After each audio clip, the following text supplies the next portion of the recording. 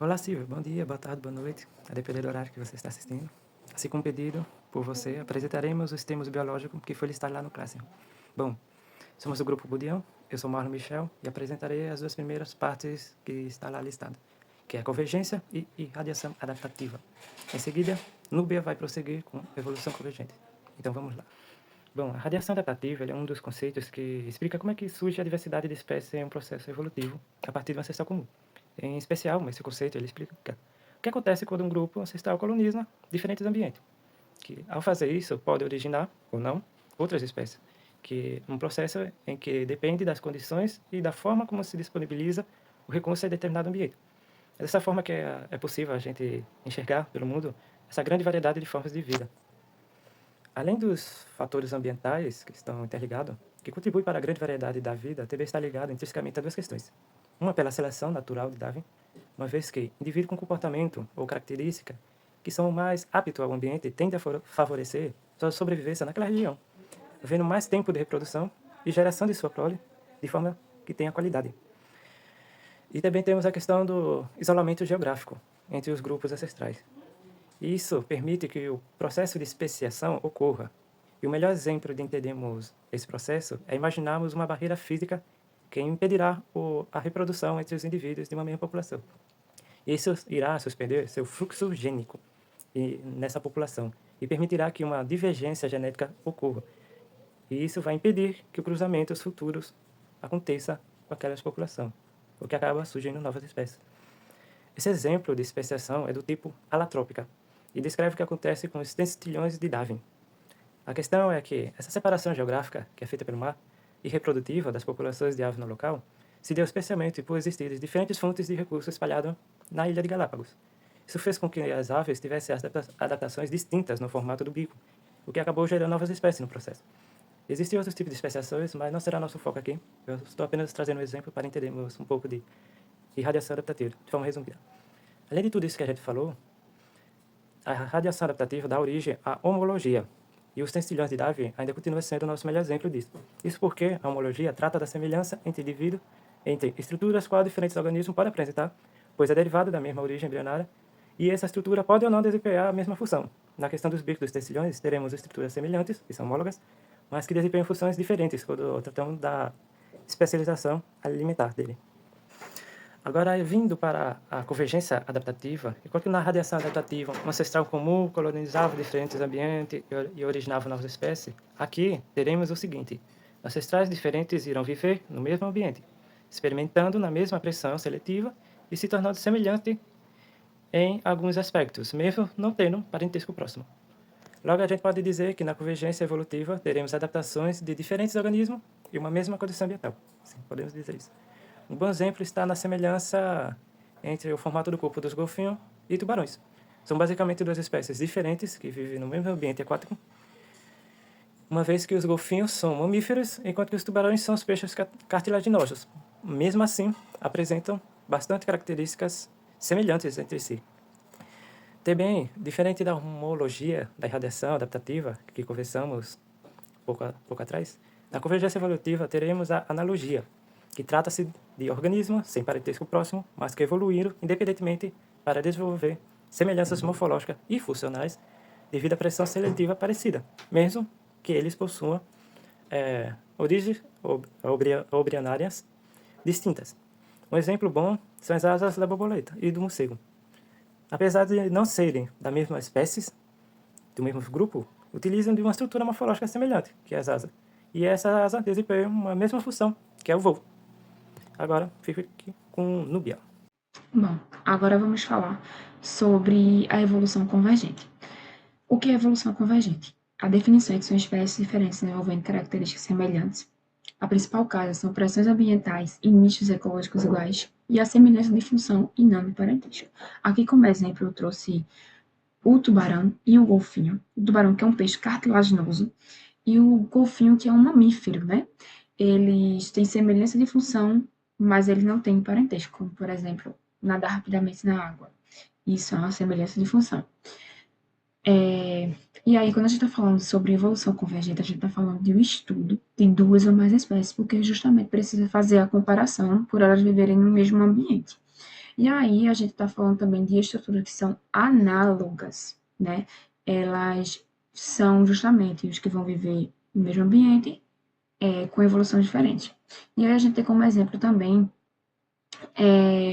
se um coelho ele evolui a ponto de correr bem rápido para não virar presa de um lobo, a gente está falando de uma evolução que ela é adaptativa. Agora, se um coelho ele vive no mesmo ambiente que um canguru, e aí ele começa a ficar com as patas traseiras iguaizinhas à do canguru, para ficar naquele ambiente, né? Então, houve uma convergência para ele se adaptar àquele ambiente e pular igual ao canguru. Então, a evolução convergente é isso. A plesiomorfia é o termo que designa uma característica pré-existente. Plesio vem do grego, que quer dizer próximo ou vizinho, e morfe, que quer dizer forma.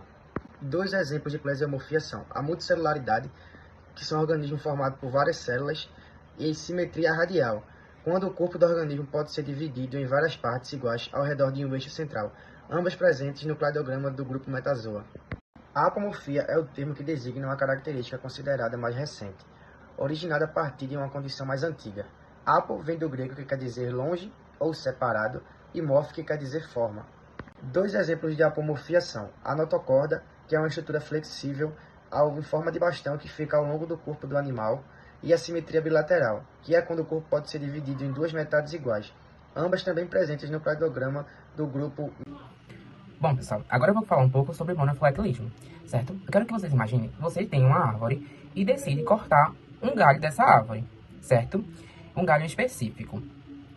Tudo o que vier preso a esse galho, do ponto que você cortou e todas as ramificações que saem dele, forma o que chamamos de grupo monofilético, certo? Também conhecido como um clado, porque esse grupo foi cortado em questão de um cladograma, certo? Em termos técnicos, um grupo monofilético inclui um ancestral comum, exclusivo, e todos os descendentes desse mesmo ancestral, certo? Quando eu falo todos, é absolutamente todos, assim como eu citei o galho da árvore. Na biologia atual, esse é o único tipo de grupo considerado natural e válido para a classificação, certo? Por quê? Porque ele conta a história completa de uma linhagem. Um exemplo clássico são os mamíferos, que todos os descendentes descendem do mesmo ancestral comum, certo? Observando a imagem do cladograma, aí vocês conseguem perceber que temos a espécie A, B, C, D e E. Então, para ser considerado um grupo monofilético, se a gente cortasse entre a espécie B e a espécie C, onde tem esse triângulo amarelo, seria considerado um grupo monofilético, porque a espécie C, D e E descendem do mesmo ancestral, certo? E o grupo em questão inclui todos os descendentes desse ancestral. Bom, agora eu pergunto, e se a gente escolher um ancestral e alguns de seus descendentes, mas decidir deixar de fora algum grupo porque a gente achou diferente demais? Aí teremos um grupo parafilético, certo? A palavra para vem do grego e sugere algo que está ao lado ou basicamente incompleto, certo? Um grupo parafilético ele vai incluir um ancestral comum, mas exclui um ou mais ramos de descendentes, certo? Foi como eu falei lá no grupo monofilético e deu o exemplo da árvore. Então, se a gente corta um galho dessa árvore e todas as ramificações dela tá lá, certo? Mas tem uma ramificação, tem um galhinho menor ali que a gente acha diferente demais. A gente vai lá e corta. Então, todos os descendentes desse galho não vai estar incluído no grupo em questão. Então, aí a gente tem um grupo parafilético, certo? Então, geralmente isso acontece por uma convenção histórica baseada na aparência. Um exemplo mais famoso são os grupos dos répteis. Quando a gente fala em répteis, a gente já lembra de quê? A gente já lembra de cobra, já lembra de jacaré, tartaruga. Porém, sabemos que as árvores também descendem do mesmo ancestral comum dos répteis, certo? A gente consegue perceber nesse cladograma que está aparecendo aí, certo? A gente tem ali a tartaruga, a gente tem ali as cobras, a gente tem ali os crocodilos, certo? E as aves lá na ponta do cladograma.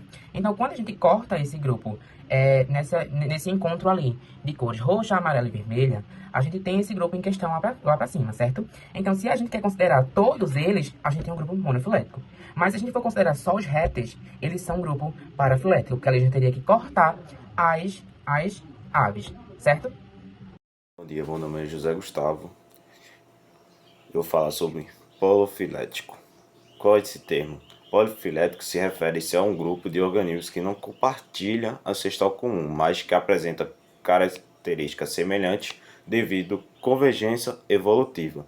Isso significa que os membros do grupo polifilético evoluíram de diferentes linhagens e não estão compartilhando genéticas relacionadas. Aqui no slide eu botei aqui, são resultados de evolução convergente e botei também exemplos. Aves e morcego ou insetos voa, mas evoluíram essa capacidade separadamente. E isso quer dizer que eles têm capacidade de voar, mas evoluíram de um ancestral diferente e eles não compartilham um ancestral, são de um ancestral diferente e desenvolveram essas capacidades de forma diferente também.